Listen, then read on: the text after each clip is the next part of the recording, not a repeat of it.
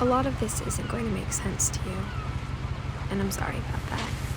I'm just going to start at the beginning, with the house.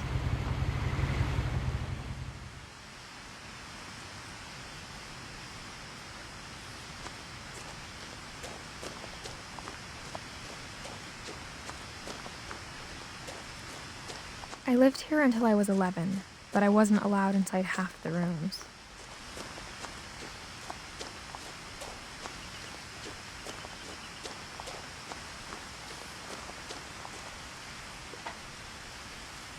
Inside the mailbox were bills from 7 years ago, marked urgent, open immediately.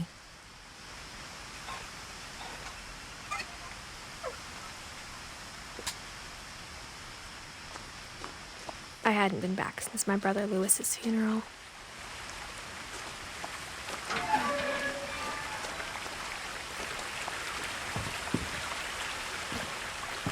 In her will, my mother left me a key, but didn't tell me what it unlocked.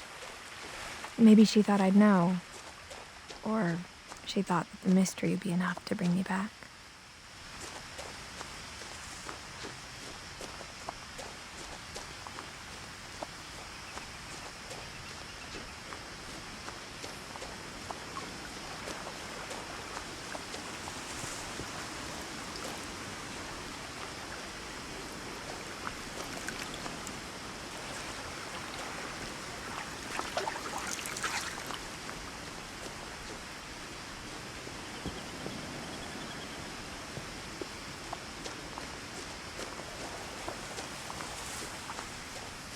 The truth is, even after I inherited the house, I never thought I'd come back to it.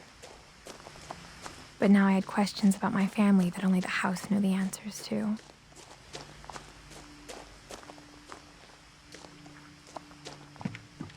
The woods around the house have always been uncomfortably silent, as if they're about to say something but never do.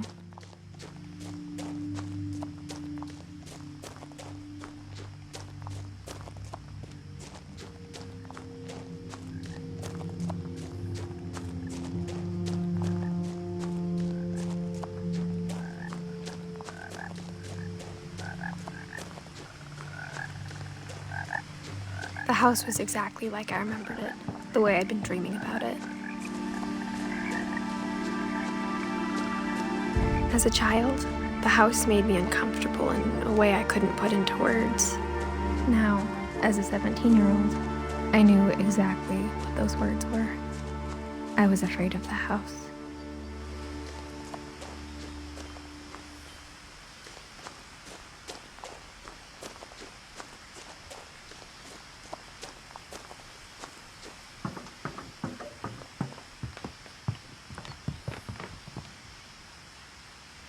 I hoped the key might unlock the front door. It didn't.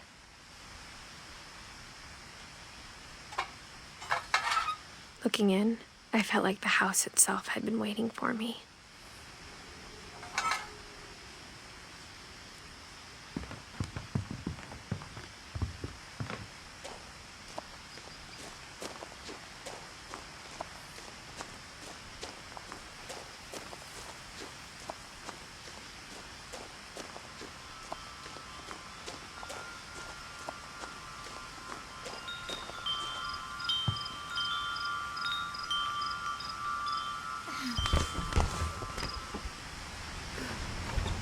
Crawling through the doggy door used to be a lot easier when I was 11.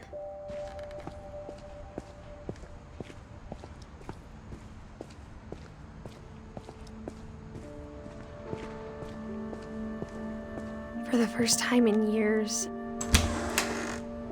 I felt like I was home. But instead of a family, there were just memories of one.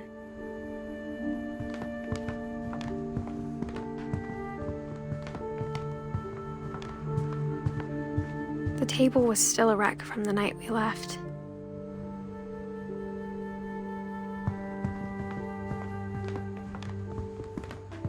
It was like a bomb had gone off, killing everyone but sparing the furniture. My mom was the only one of us who could imagine Great-Grandma Edie living in a nursing home.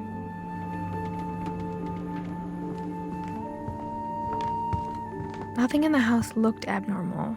There was just too much of it, like a smile with too many teeth. Even the fireplace had a story. Edie told me the bricks came from the original house, after it sank.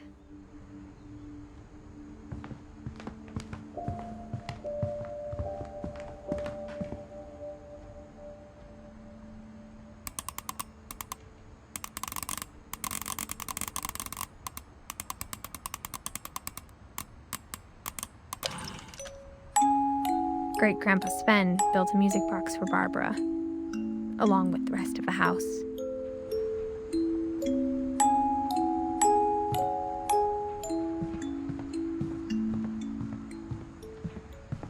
My mom wasn't much of an optimist, but she never stopped believing that my brother Milton was alive. A lot of things got left behind in the whirlwind of that last night.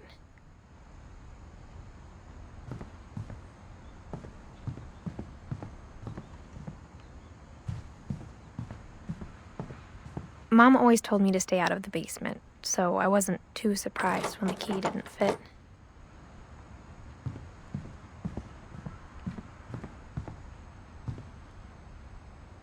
After Milton disappeared, Mom sealed up all the bedrooms.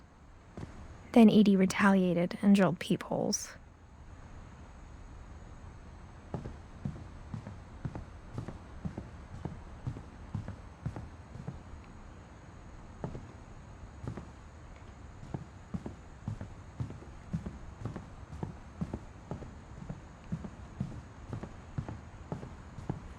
I spent a lot of time playing in Great Uncle Walter's room.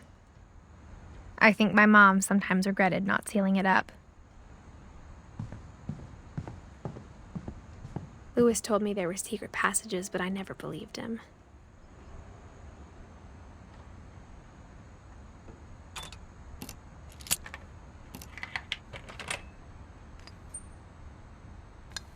Turns out, my mom was really good at keeping secrets.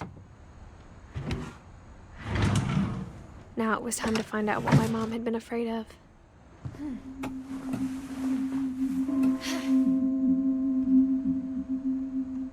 Reading this, maybe it sounds like I had a plan.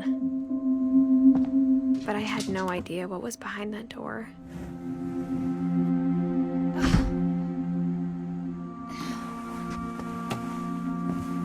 Just like I had no idea where all this was gonna lead. I grew up looking at Molly's room through the peephole.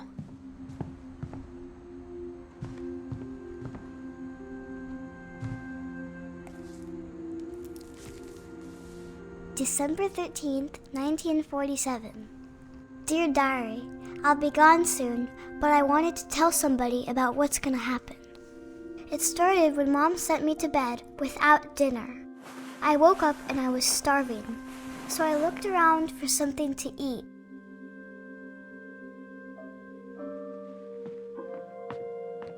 The gerbil food was dry, but I didn't mind it.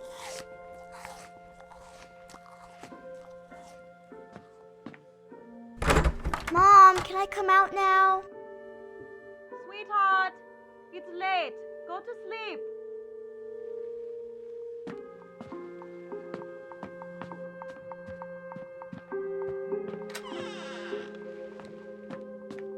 I kept eating and eating.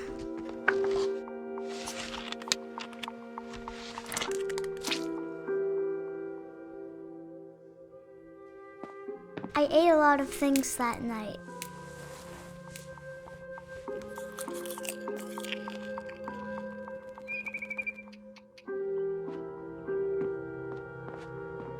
Then I heard chirping outside my window. It was a barn swallow going back to her nest. I reached out for her.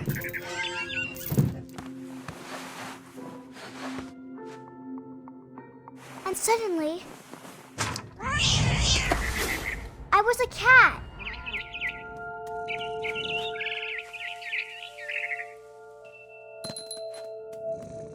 I tried to be quiet, but the bird was really scared.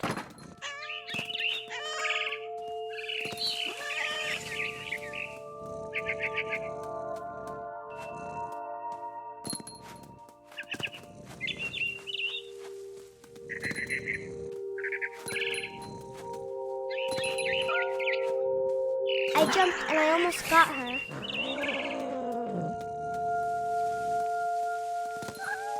I could tell she was getting really tired.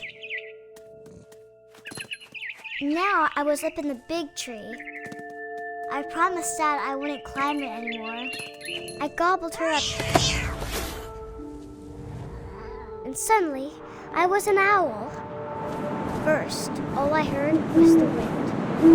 Then I heard little teeth nibbling in the grass.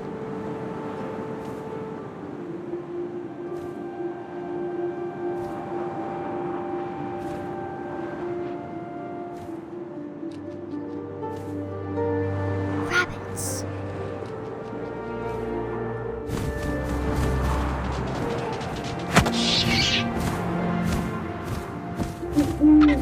I imagined his face looking up and seeing mine through my talons. I swallowed him up, and I didn't chew one bit. Then I flew off to find something bigger.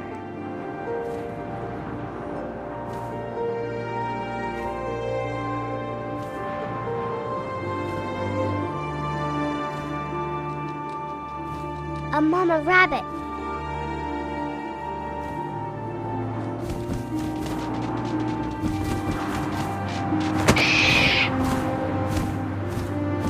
She was almost too big to carry.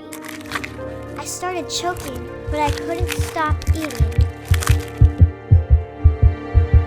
And suddenly, I was a shark.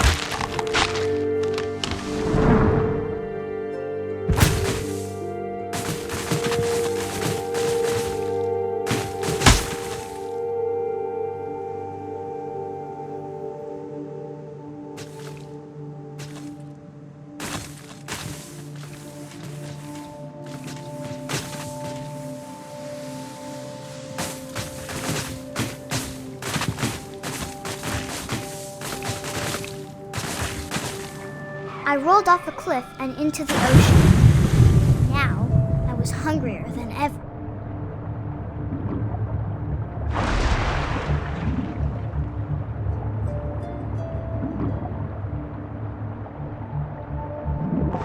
I wanted fat, juicy seals. I tore off her flipper, and it tasted really good.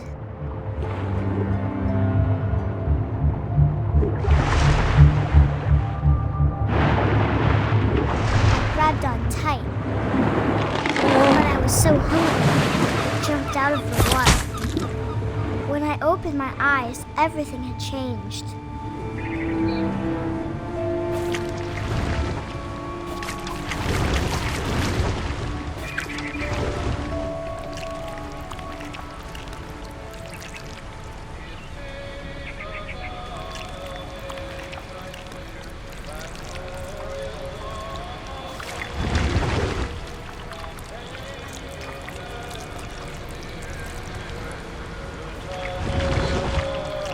Now I was a monster, and I smelled people everywhere.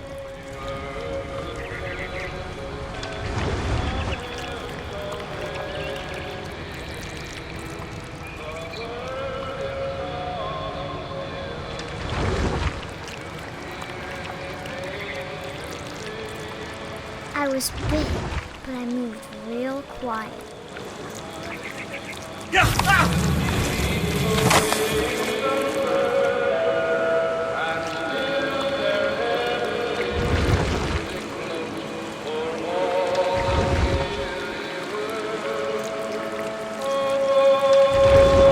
I wanted to stop, but also I didn't.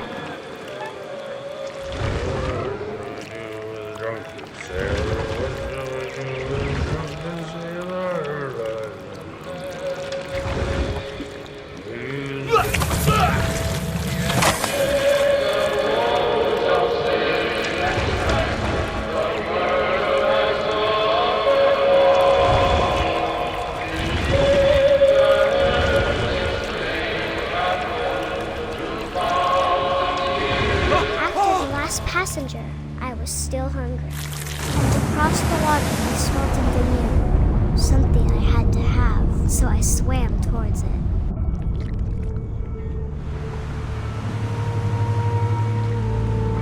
I slithered onto the sand, and the good smell went into an old pipe.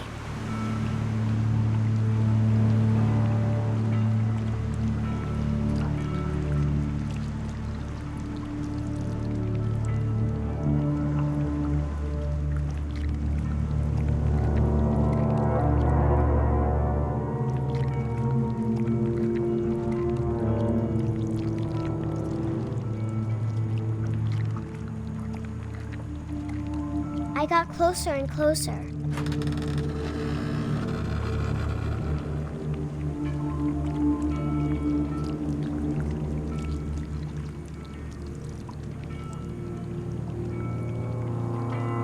All of my stomach started growling. And suddenly, I was me again. I held my breath for a long time, but I couldn't hear anything. I think it's waiting for me to fall asleep. But it's not going to wait much longer. It needs to feed, and we both know I will be delicious.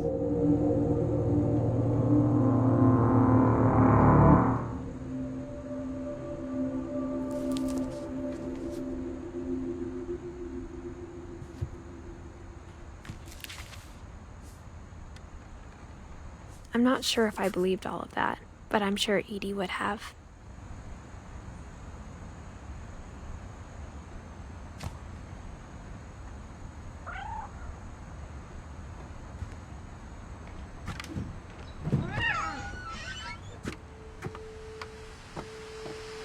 This will be obvious later, but my mom never told me any of these stories.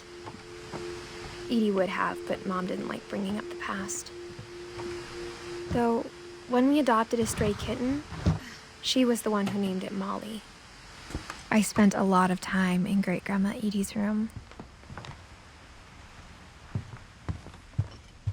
Her room was like a museum. For 500 years, the Finches have been famous throughout Norway for their fortune and misfortune.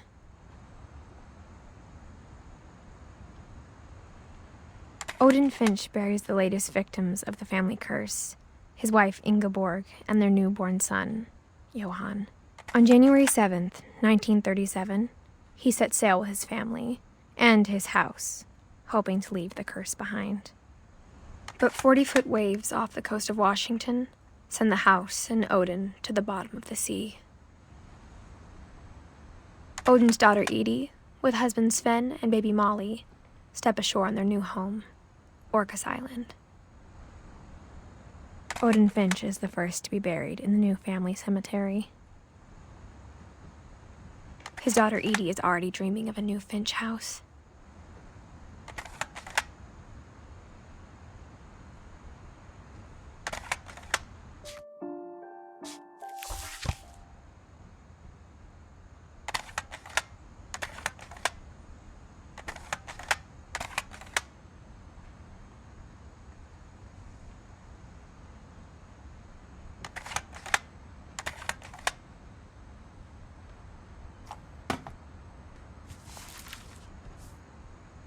Whatever's wrong with this family, it goes back a long ways.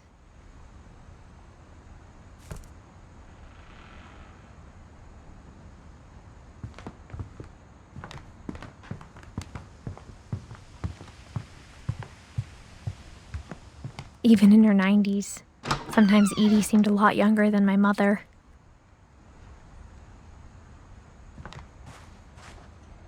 The only trace Grandpa Sam's first wife, Kay, left on the house was the pink bathroom. It was a pretty big trace.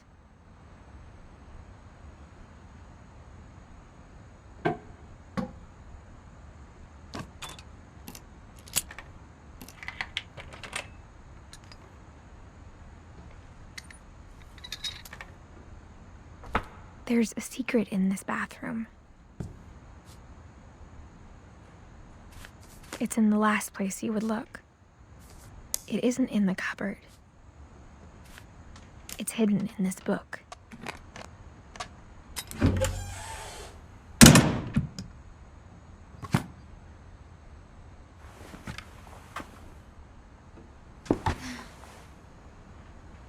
Sven gave Sam an old camera he'd refurbished.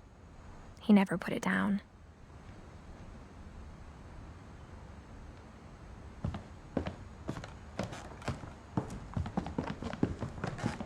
From the paintings on the wall, it was clear my brother Milton had been here before me.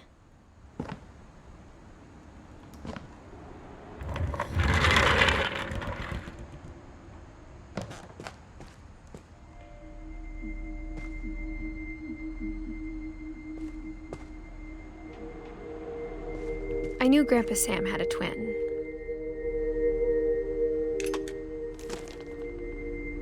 And that he never talked about him. I guess my grandpa didn't like history any more than my mom did.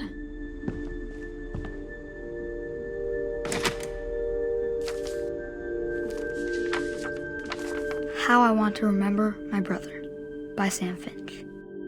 The thing I remember is that when he made up his mind, that was it.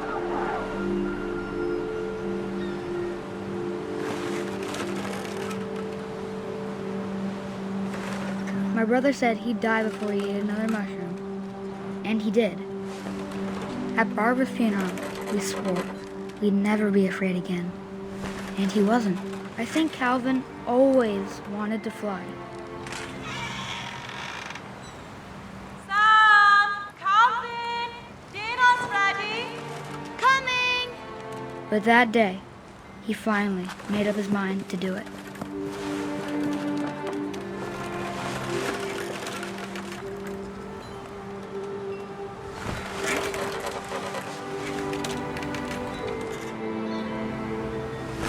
I told him going around was impossible.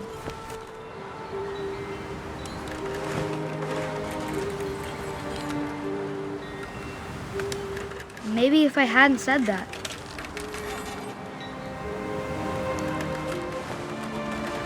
Calvin! I'm not gonna tell you again!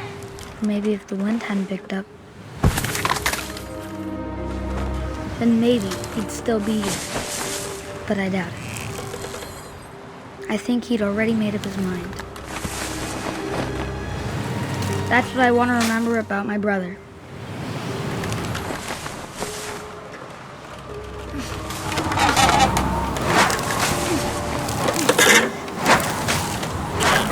The day he made up his mind to fly, and he did.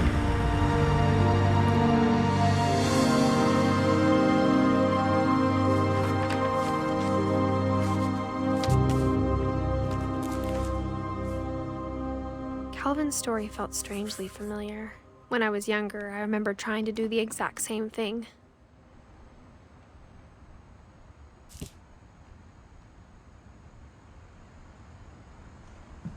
After the funeral, Edie roped off Calvin's half of the room.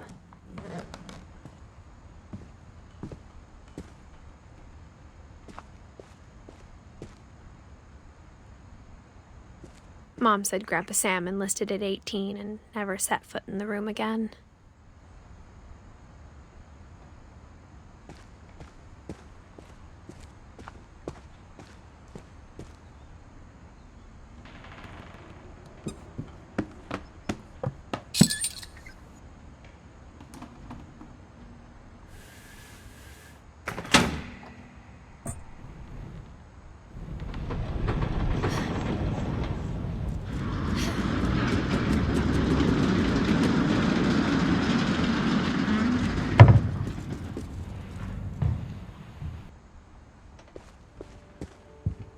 The passages were a pretty tight fit.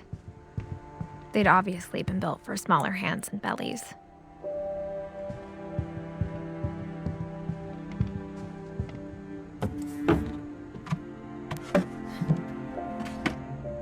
Growing up, I always thought of Barbara as a child star. I never thought about how hard it must have been for her afterwards.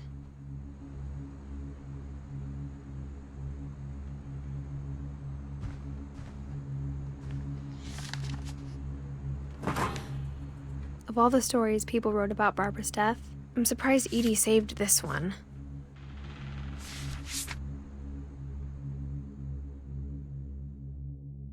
Old Jack here with another ghastly tale inspired by America's most unfortunate family.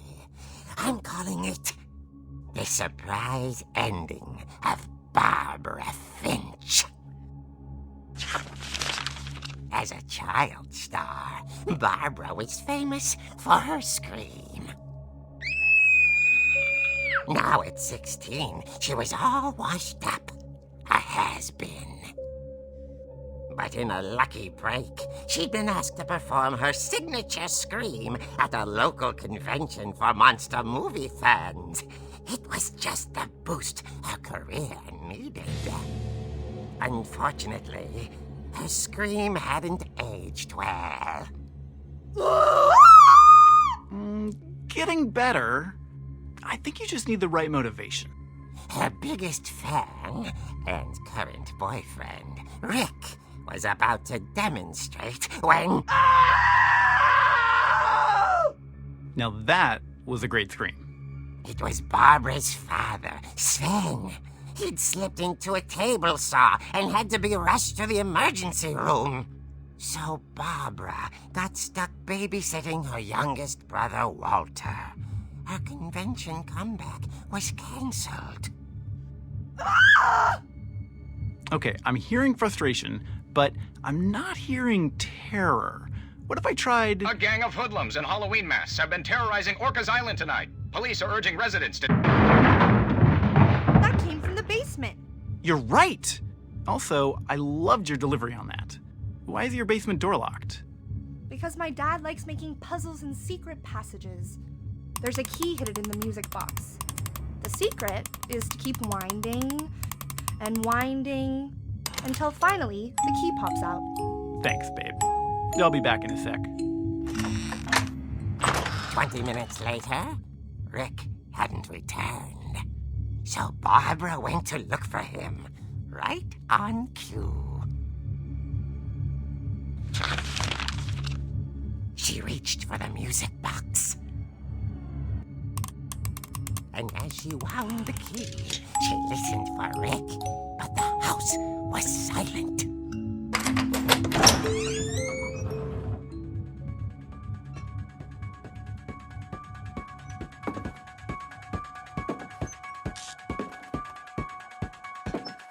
She found Rick's crutch and imagined the worst.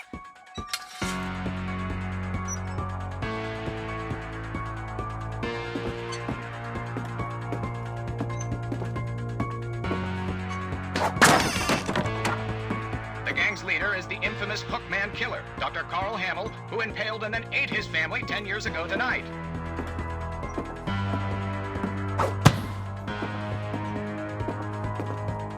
The old fridge rattled and grew still. Oh dear!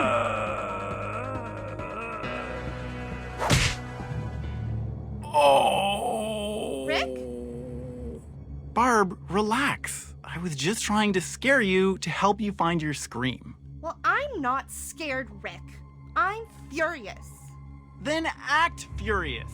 All I'm getting from you now is that you're hurt and confused and She threw him out, but she kept a little something to remember him by. Barb, have you seen my other crutch? And she was still holding it when she fell asleep watching the late picture show. Hours later...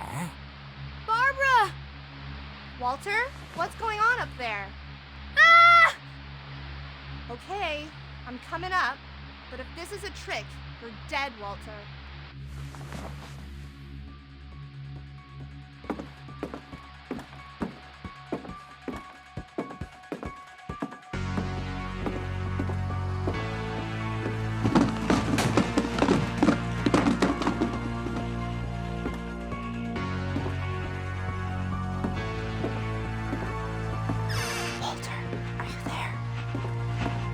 Walter had vanished, but his bedside radio was still on.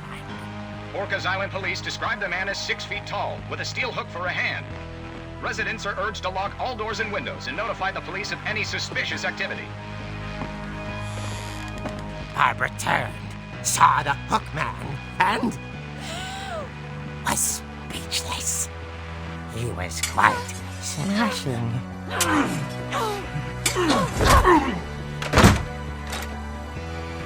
And he was. He couldn't get enough of Barbara. Okay, Barbara, there's gotta be another way out of here.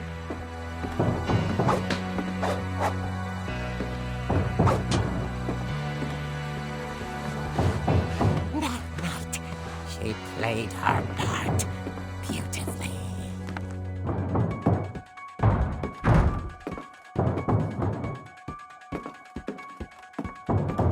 Molly's door hadn't been opened in years. The hinges grow.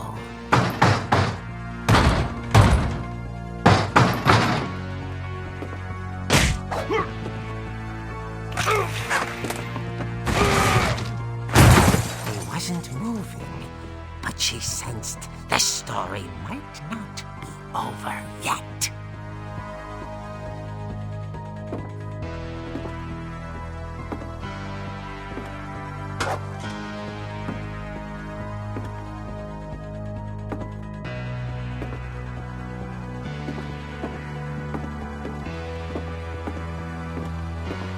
The hookman had vanished. She listened for his breathing, but all she heard was...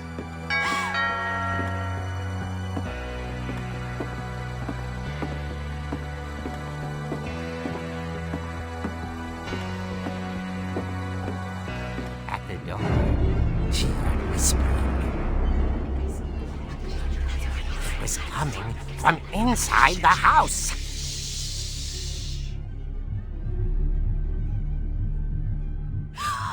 Oh dear. The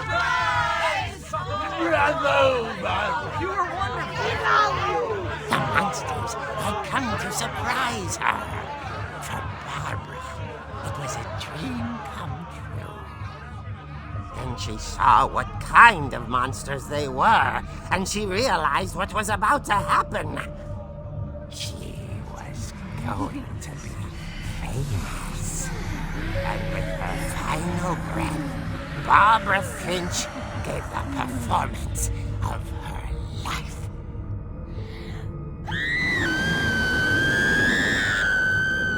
I wasn't there myself, but I hear Barbara was magnificent. Poor girl. She had a taste for stardom. But unfortunately, so did her fans. Of course, the police blamed it all on poor Rick, who disappeared the same night. And little Walter? Hiding under his bed the whole time. He took it all pretty hard, but that's another story. As for Barbara, tucked inside the music box was all they ever found of her. Her ear. Now that's what I call a real eerie tale.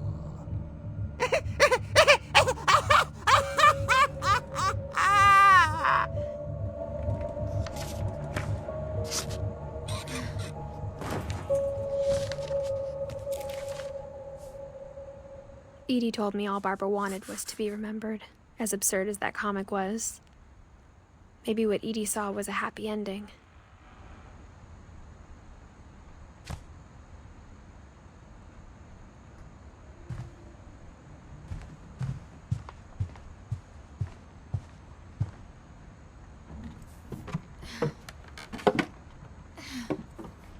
I guess now I know why Mom didn't like me playing with the music box.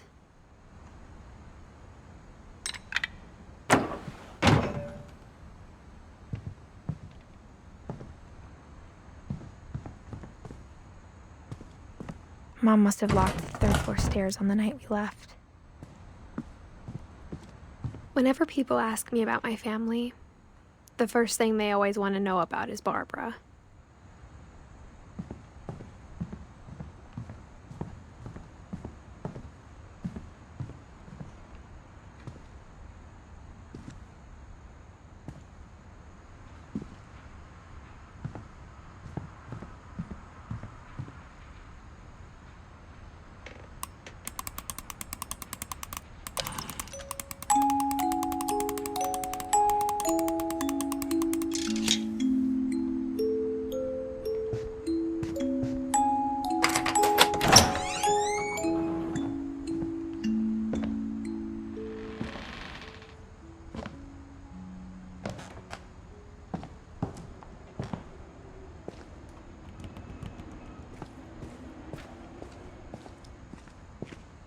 Mom said the basement was off limits, unless I wanted another tetanus shot.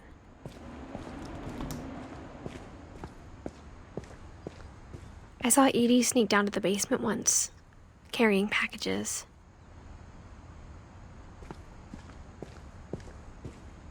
I thought maybe she was hiding presents.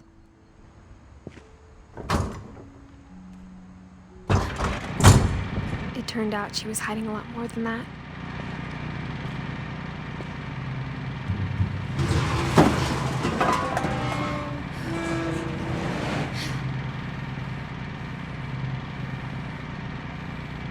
I remember asking Mom once about where Walter had gone. She said after Barbara died, he got as far away as he could. If there's a pattern in all these stories, I think it's that none of us has gotten very far.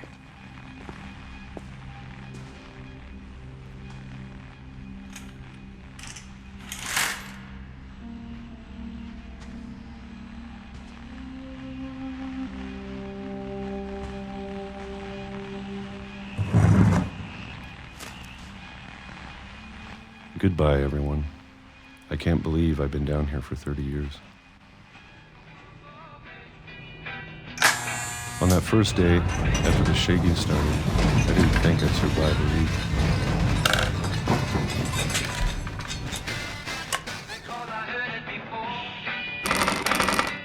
But after a few days, I settled into a routine. That's what kept me sane. Having a schedule, living for today. I always expected to be dead tomorrow. But if you wait long enough, you get used to anything.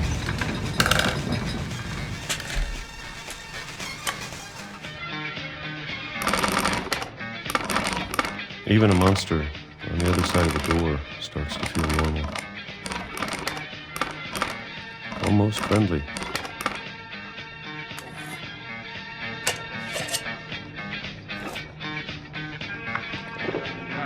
And then one day, everything just stopped. Whatever that thing was, it was gone. Maybe it got tired of waiting. Or maybe I just got tired of being afraid.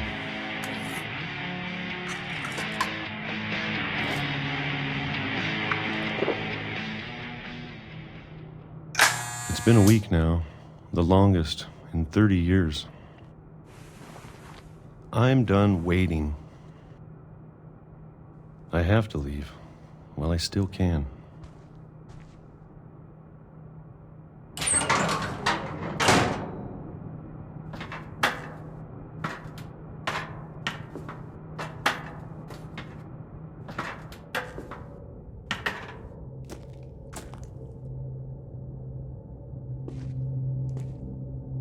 I know it's out there, somewhere. Whatever killed Barbara and Molly and Calvin. Maybe this is all a mistake. But I need to stop living the same day, even if it kills me.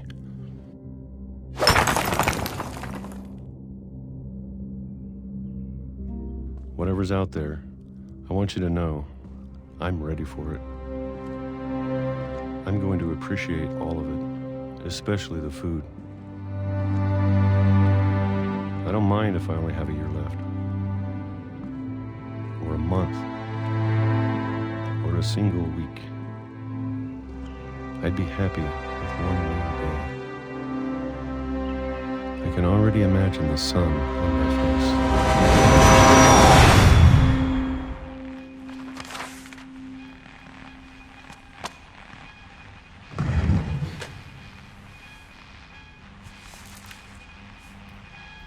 Walter died when I was 6. I can't believe my mom never told me he was down here.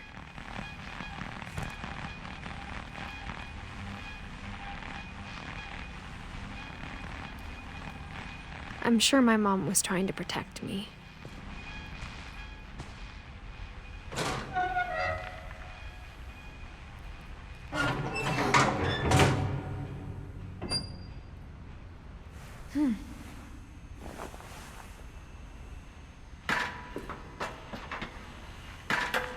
Maybe she was afraid I'd end up like Walter. But if she never told me about an uncle under the house, I can only imagine what else she was hiding. I don't want to make the same mistakes she made, trying to bury something that's still alive.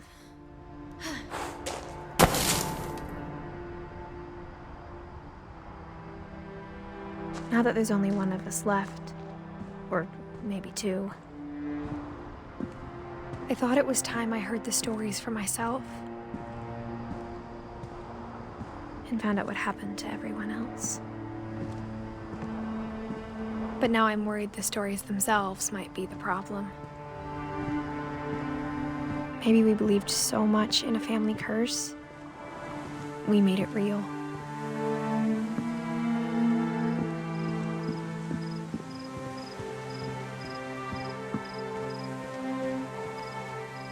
I don't know if I should even be writing this.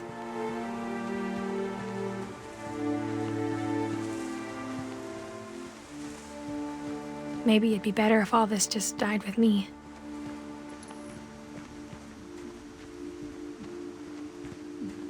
But I thought you should know about your family.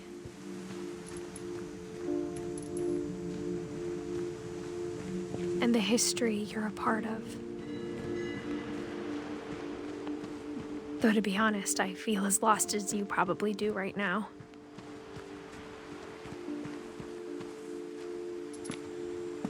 I think the people in these stories believed them, for what that's worth.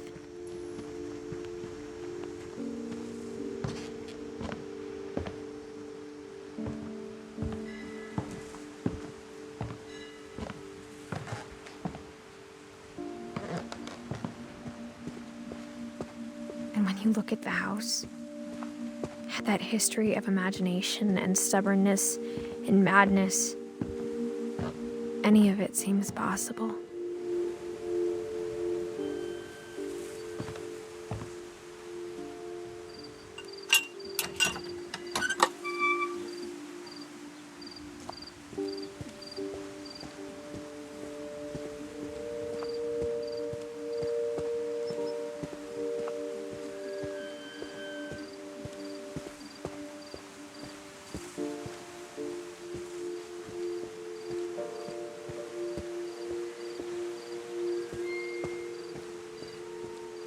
I think we've been surrounded by death for so long, we've just gotten used to it. What kind of family finishes building a cemetery before starting the house?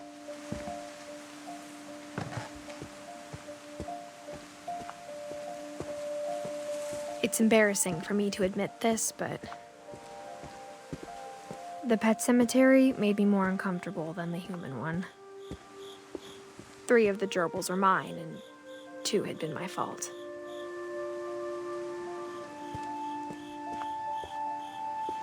Sven built the house, but it was Edith who designed the cemetery.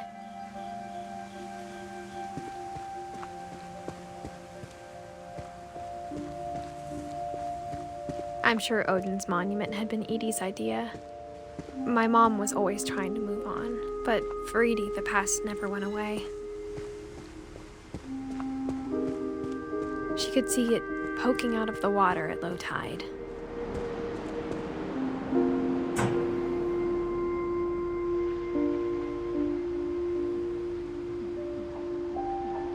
Edie said she dreamed about the old house every night.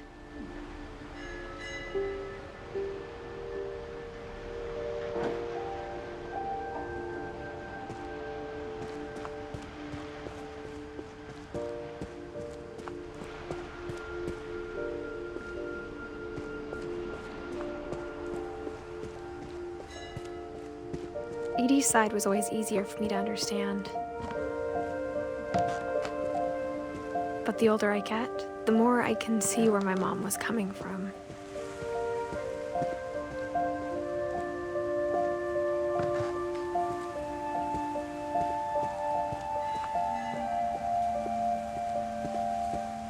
There's so many things I wish I could ask my mom now. Part of me thinks this is what she wanted all along. For me to come back someday and find everything out for myself.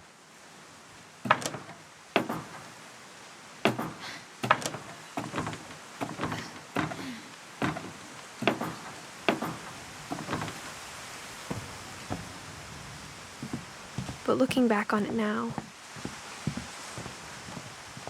if she told me there was going to be so much climbing, I never would have come when I was 22 weeks pregnant.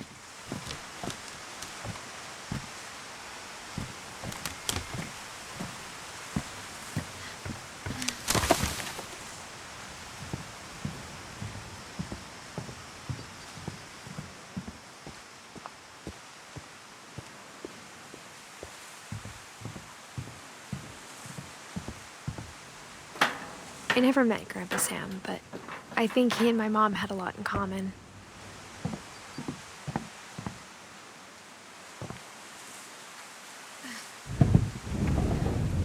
They were both pretty intense.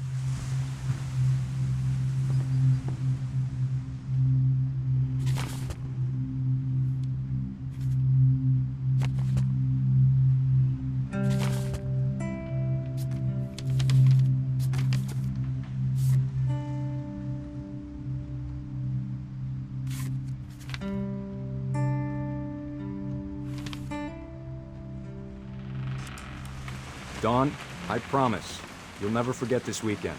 Yes, sir. These memories are gonna last a lifetime. Am I gonna have to shoot anything?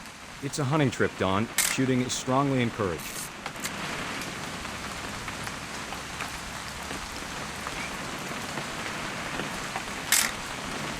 Not quite.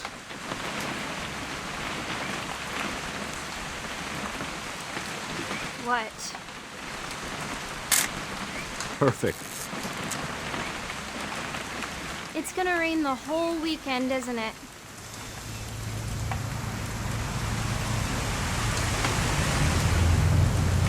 I will never forget this weekend, Dad. That's the spirit. Okay, got it. I'm gonna take some pictures, okay? Just be careful. That camera's older than you are.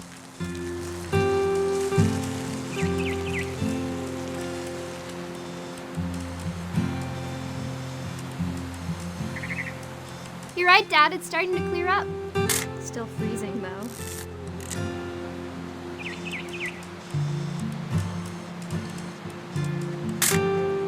Aw.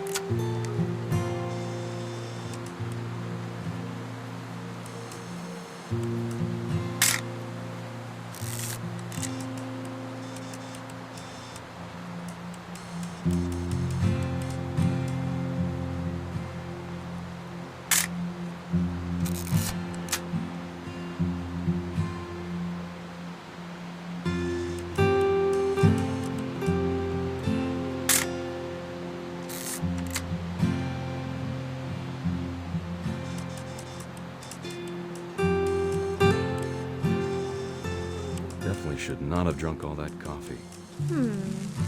Hold. Hey! That's a keeper. I'm just saying, I'm not always gonna be here, Dawn. You'll need to remember this stuff, if you want to survive. I'll be fine, Dad. You know who else thought he was gonna be fine? Some guy who died. Dawn, I'm being serious. I know, Dad. You're always serious. Doesn't being out here make you want to chill out? Well, to tell you the truth, I haven't been out here in 20 years. Dawn, don't you think you could find something more interesting to photograph? Last time I was with my brother Calvin. Man, that was a great trip. You don't need to waste any more film on me, kiddo.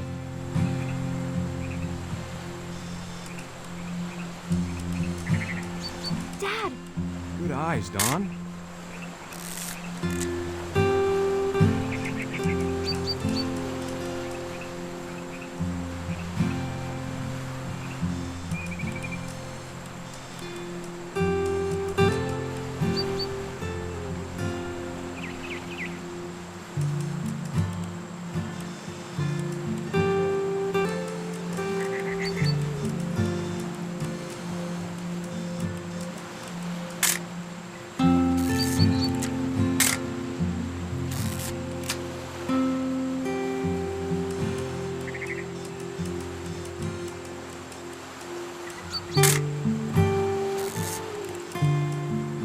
Before you take the shot, let me get a picture of you. Dad, I... Just breathe. Turn off your imagination. Focus on your target.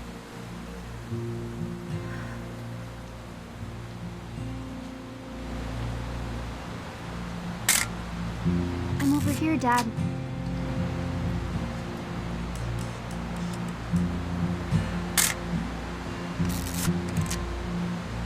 Let me get behind you. do I have to do this? Dawn, you don't have to do anything. But if you want to survive, you'll need to be strong.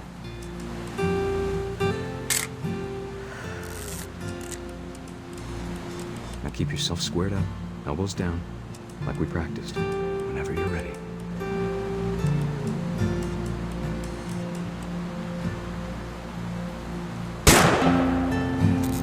Great shot, Dawn!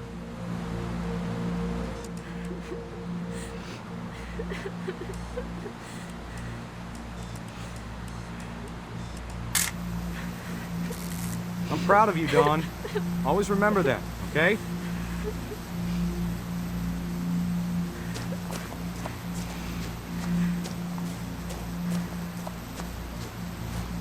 Sorry, Dawn, just gotta reset the timer.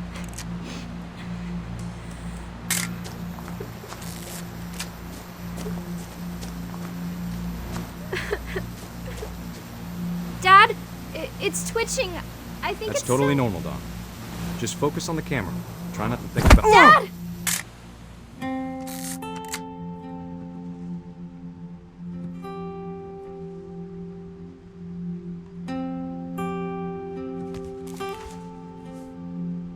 Of all these stories, that's the one I wish most that my mom had told me.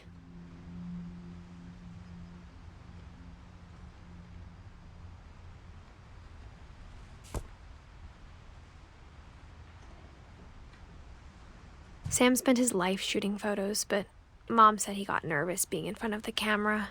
I guess we're all afraid of something.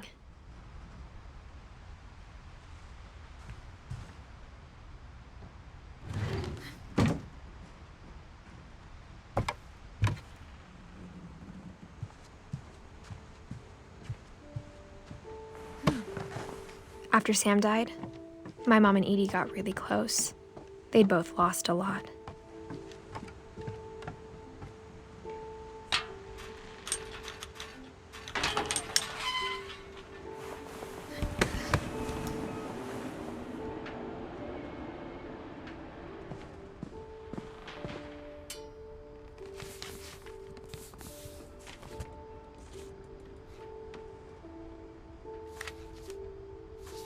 Dear Kay, do you remember the way Gregory used to laugh when he thought he was alone? Like something funny was happening, but only he could see it. I think he saw things the rest of us don't.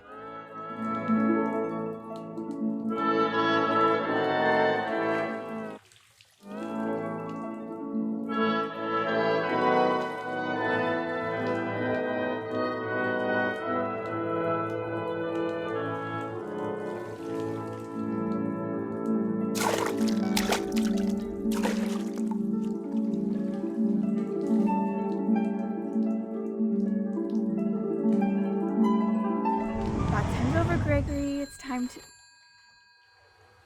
Hold on, sweetie. Hello?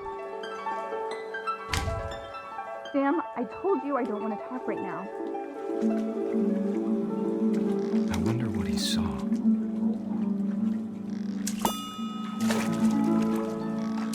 his world was like.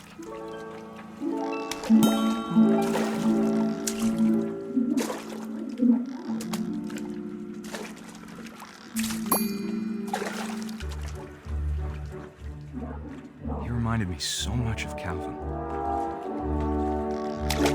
Lost in his imagination. Whatever it was he saw.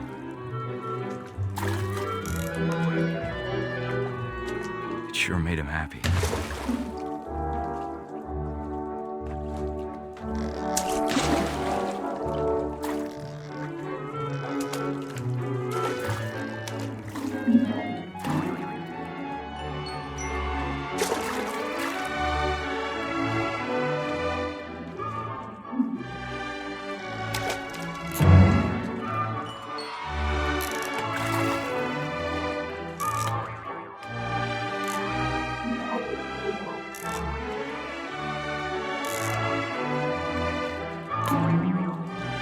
I know how silly it sounds.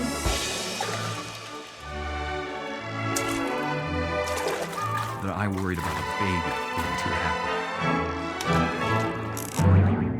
But I could feel him slipping away. Sorry about that, Gregory. I know you did everything you could. Maybe if I hadn't called that night.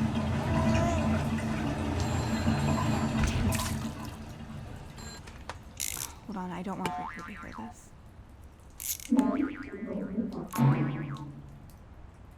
I wish he could have told us about the world he saw.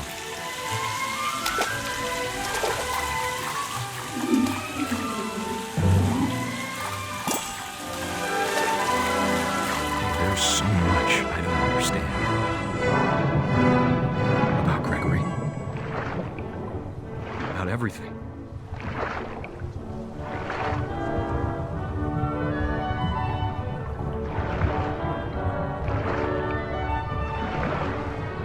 But I know what happened wasn't your fault.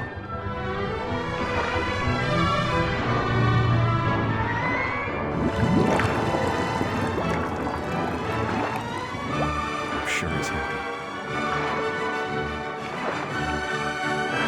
And he'd want you to be happy too. Good luck, Kay. Love, Sam.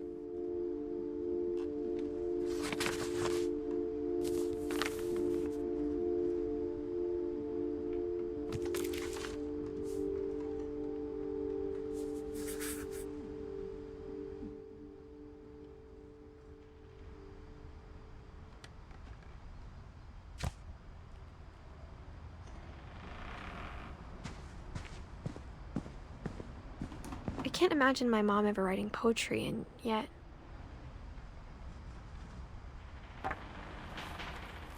A poem for Gus, who always said the wedding was a bad idea.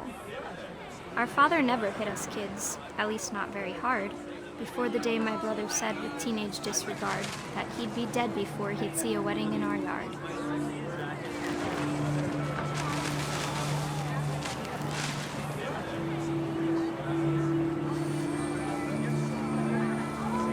My father made him come, of course, but Gus stood far apart, just flew his kite and bottled up the storm inside his heart.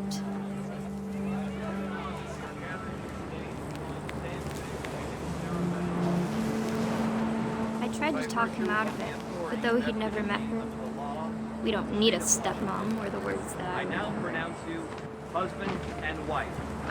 You may kiss the bride.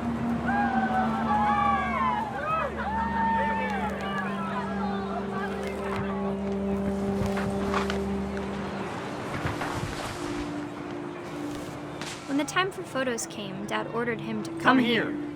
But Gus declined, and as a sign held up his middle finger.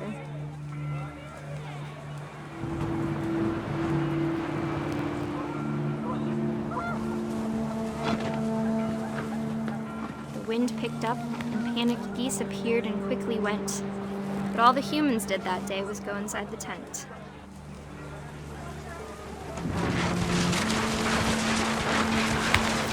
The rain came down in buckets then, but no one seemed afraid that nature might destroy the tent our dad had crudely made.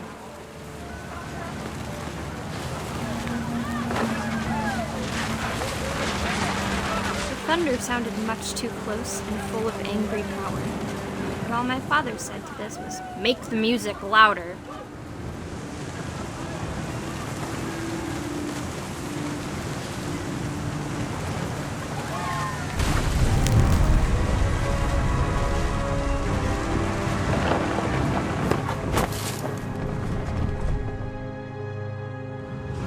I wish that I could truly say I thought about you on that day. Out there on the beach alone, just you, the wind, the sea, and foam. But I didn't, until we found you.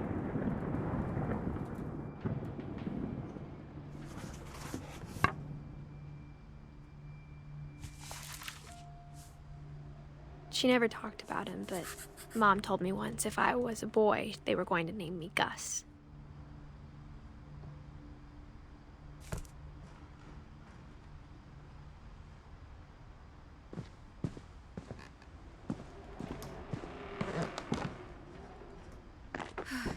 My mom moved up to the loft after her brothers died.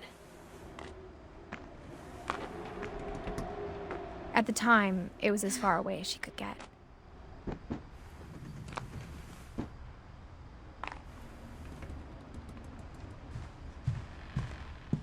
She spent a summer building houses in Calcutta, where she met my dad, Sanjay.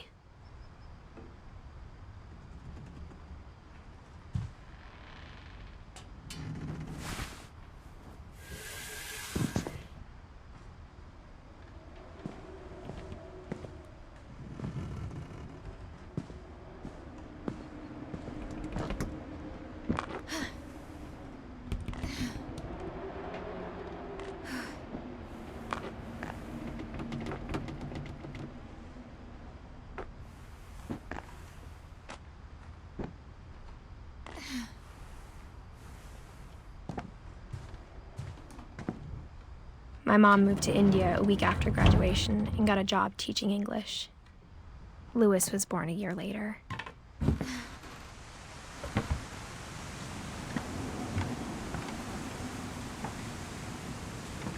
When my dad died, I don't think Mom knew where else to go.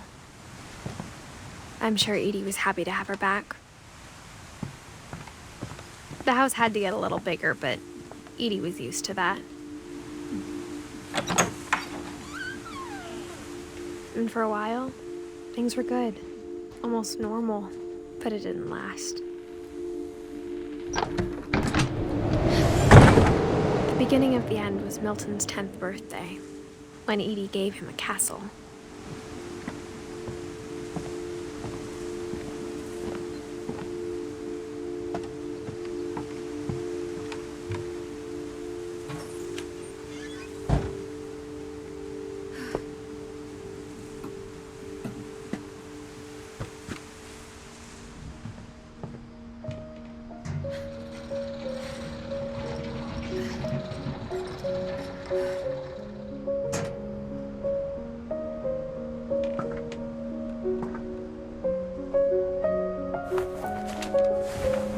Milton Finch in The Magic Paintbrush.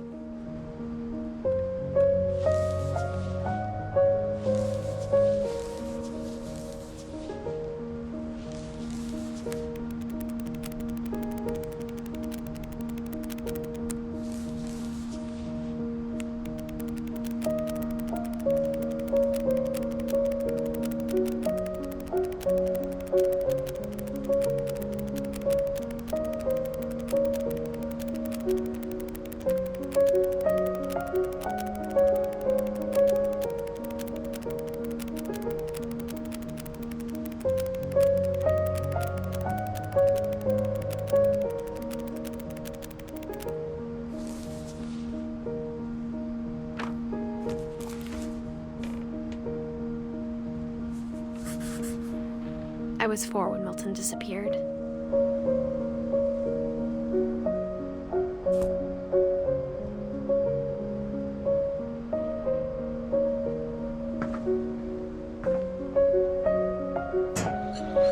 Mom spent months searching for my brother.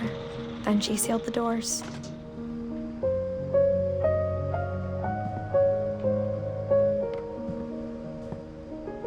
Whatever Milton had found in the house, Mom didn't want it getting out.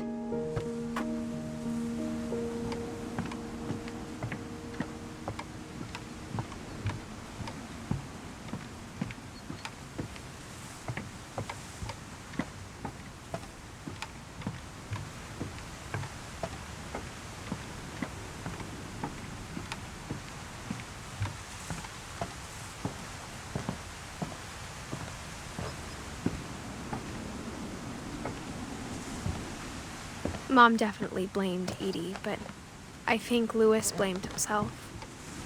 After he graduated, he just spent more and more time in his room, until Mom got him a job at the cannery.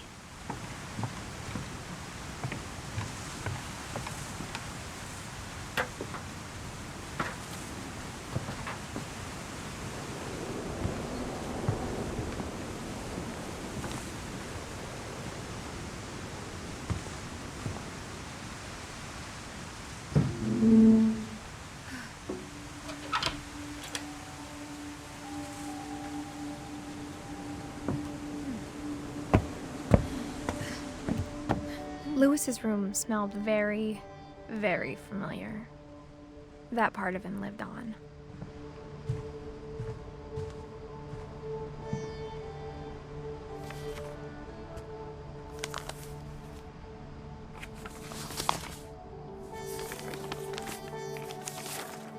Dear Mrs. Finch, as Louis's psychiatrist, I can understand your desire for an explanation. As I see it, the trouble began in January, shortly after we convinced your son to seek treatment for substance abuse. Newly sober, I believe Louis first noticed the monotony of his daily life.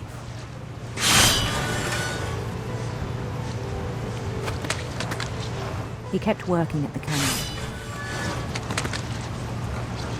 but he withdrew part of himself.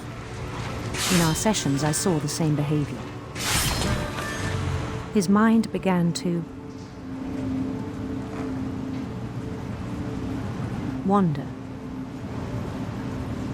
I asked him to describe it. He said he started small, imagining a labyrinth. He'd feel his way about.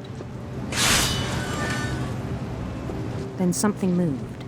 Bats. And toads.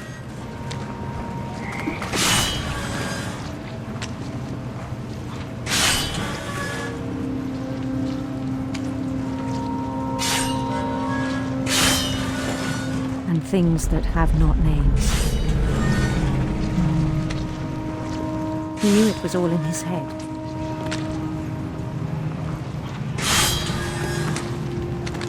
But he took it very seriously. I had hoped he'd find himself.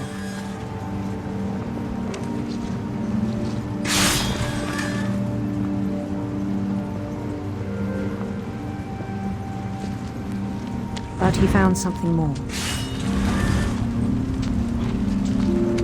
I worried about him then, daydreaming at the cannery.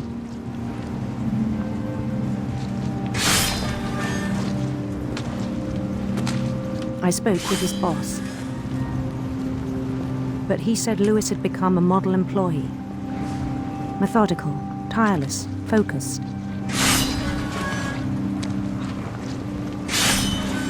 Like a whole new Louis. So I let him go on.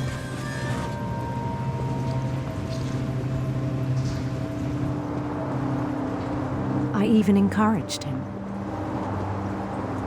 It seemed very promising at first.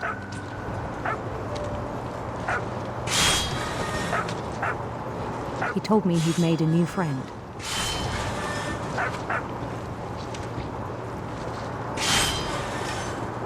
On the edge of a city he named Louis Topia.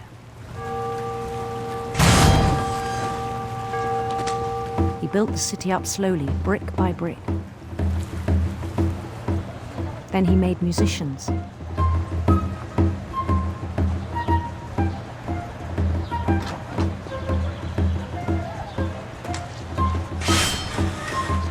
And songs for them to play.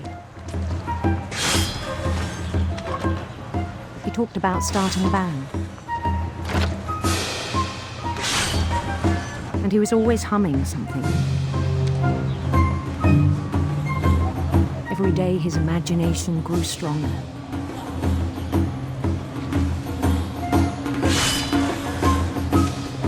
He no longer spoke at the cannery, but his chopping was as reliable as ever. Then one day it struck him that all the cheering crowds, even the stones under his feet, were all in his imagination, so he could do whatever he wished.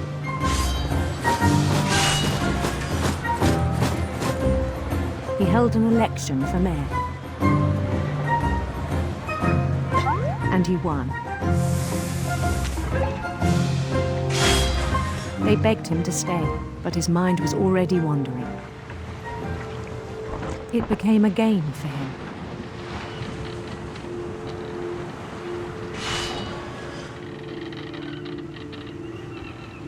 He'd conquer a city, then immediately push on. New Louisville.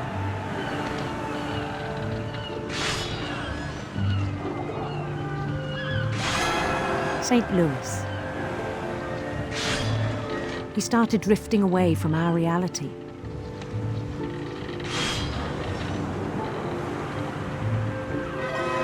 Minneapolis. Until one day he forgot to go home from the cannery. Even as his mother pleaded with him, part of Louis kept sailing on.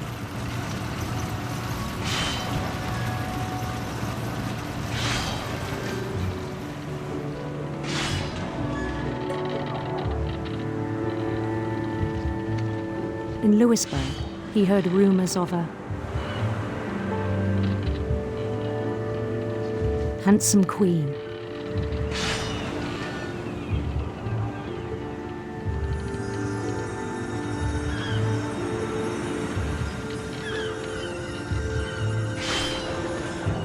The queen was on her own quest for radiant rainbows.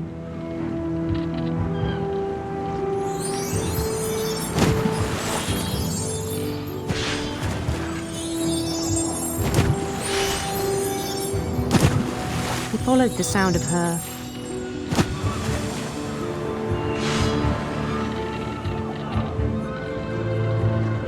electric sitar.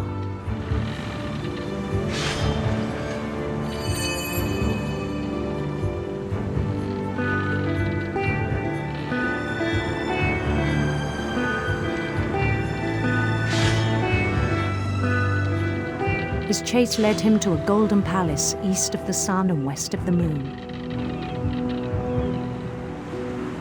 Even then, his logic remained sound. He knew the world was all in his imagination.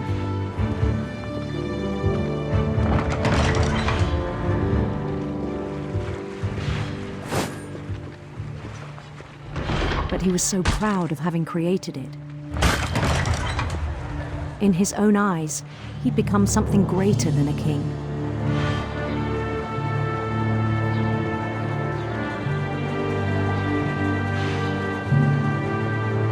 For someone who'd never known success in the real world, I think it was overwhelming. And then it struck him that the real Louis was not the one chopping salmon, but the one climbing the steps of a golden palace.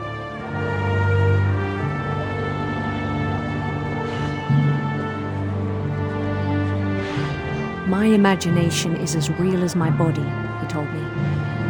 It was hard to argue with him.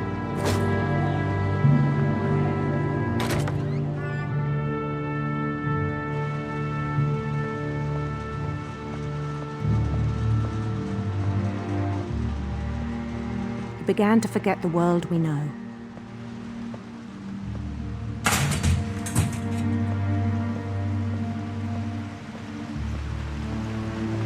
I think it pained him to remember Louis, the cannery worker.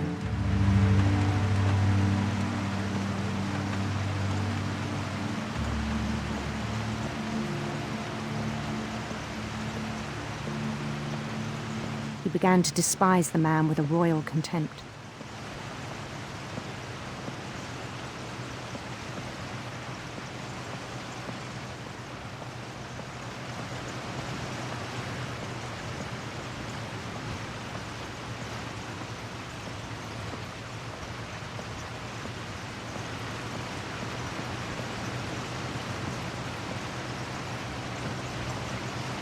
I still thought I could save him. Even after he said he was being crowned king over all the lands of wonder.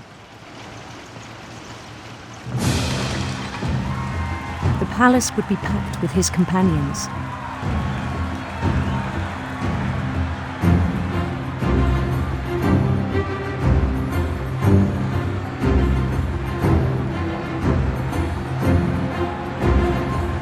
Including the wise Calico who'd insisted on inviting him.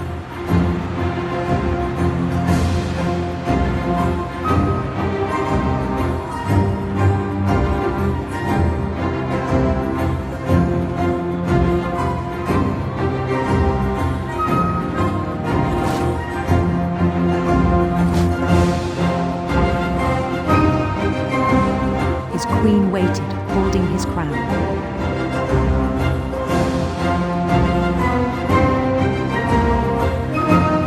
There was only one thing left to do.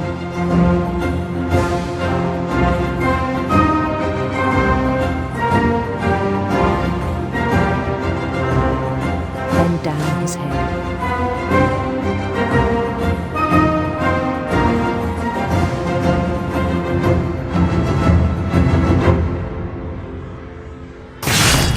And the rest I think you know. Mrs. Finch, your son was a kind man who will be missed by all of us who knew him.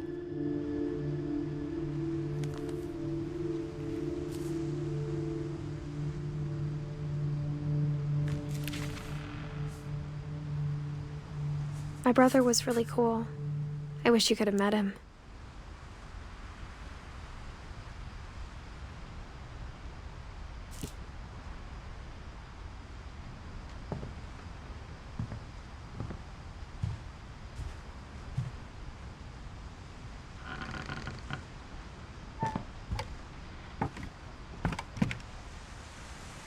On the way back from Lewis's funeral, my mom told me to start packing. She waited until the day before we left to tell Edie. I'm not sure if she wanted to make it easier or harder.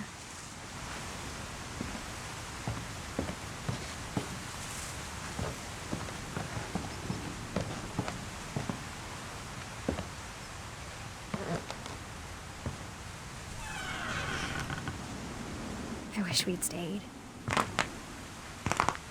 But I understand why we left.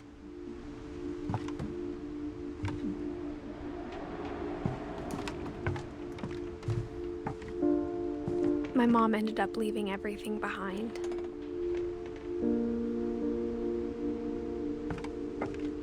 What happened that night had been coming for a long time. Maybe it should have come sooner.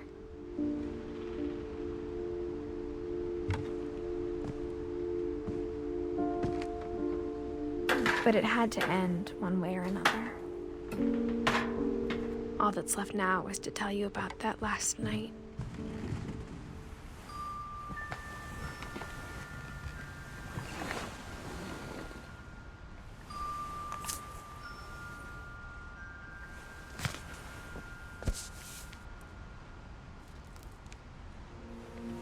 That whole last day, Edie just watched us pack and didn't say a word.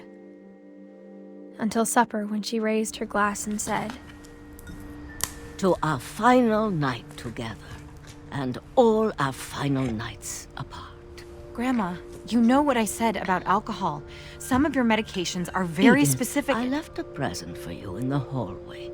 Why don't you go open it? The grown-ups have to argue now. I'm sorry, you're right. We're all leaving tomorrow. Let's just enjoy our last... I'm not leaving. Edith, you're excused.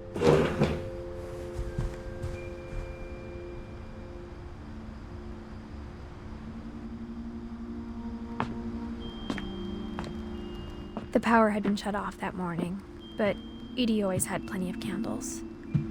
When my mom sealed the library, I don't think she knew about the other entrance, or that Edie had a key to it.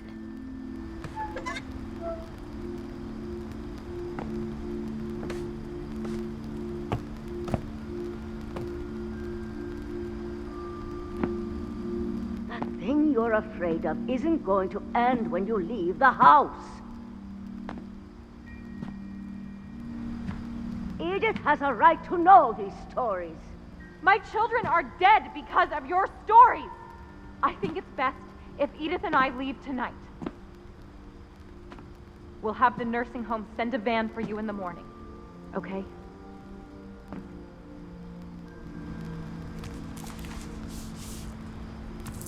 Dear Edith, there's so many stories I wish I could tell you, but there's only time for one.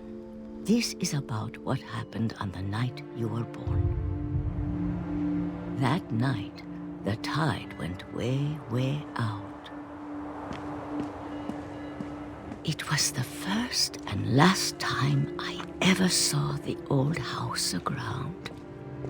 There'd been an earthquake out in the middle of the ocean. They called it the lowest tide in 1,000 years. God, it smelled awful. You know, I've seen that house every day of my life.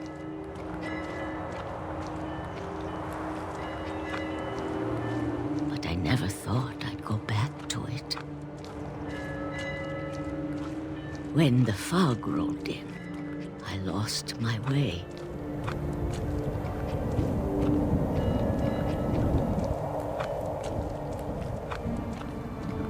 I got turned around.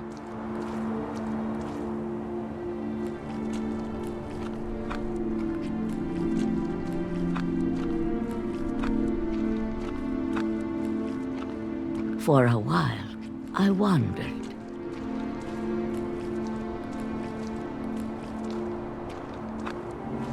I started seeing things.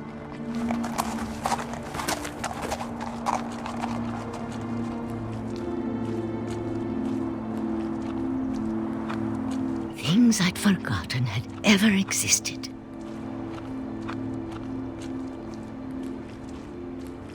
But when I saw them, they felt like old friends. That night, a lot of things came back to me.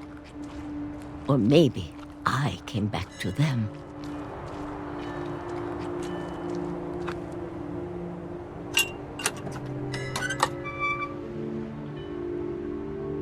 Things I can't explain, but that I need you to try and... Edith, what are you doing in here? It's mine. Edith! Mom, you're gonna rip it! Let go! I kicked and screamed, but Mom dragged me to the car. I never saw Great-Grandma Edie again. The next morning, the van came to pick her up, but she was already gone. After that, we moved around a lot.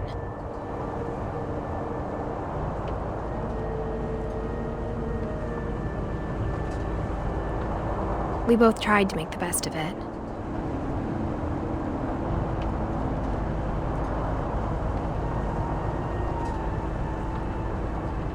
A few years went by.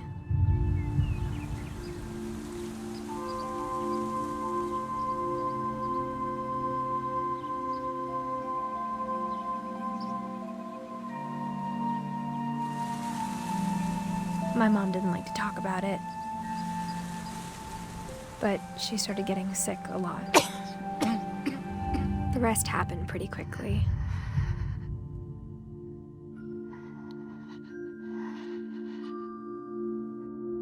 She got better for a while, and then she didn't. And then I was alone.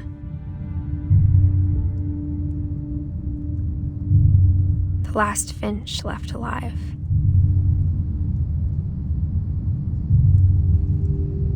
Until I found out about you. I'm still not sure what to tell you about all this. If we lived forever, maybe we'd have time to understand things. But as it is, I think the best we can do is try to open our eyes and appreciate how strange and brief all of this is.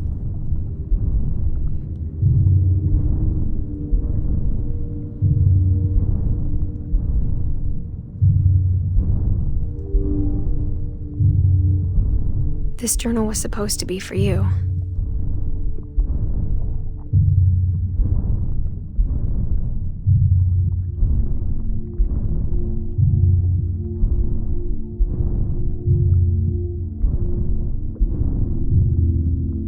But now I hope you'll never see it. I just want to meet you and tell you all these stories myself. But I guess if you're reading this now, things didn't work out that way.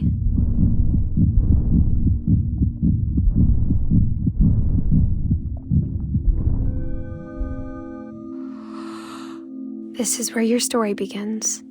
I'm sorry I won't be there to see it.